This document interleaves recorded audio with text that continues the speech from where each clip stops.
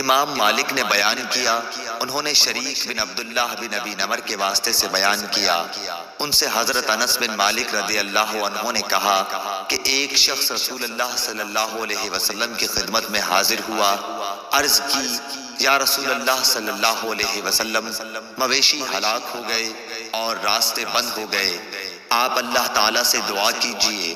رسول اللہ صلی اللہ علیہ وسلم نے دعا فرمائی تو ایک جمعے سے دوسرے جمعے تک بارش ہوتی رہی۔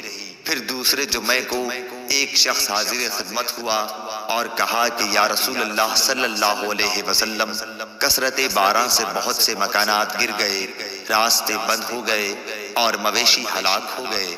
چنانچہ رسول اللہ صلی اللہ علیہ وسلم نے دعا فرمائی کہ اے اللہ، پہاڑوں، ٹیلوں، وادیوں اور باغات کی طرف بارش کا رخ کر دے جہاں بارش کی کمی ہے۔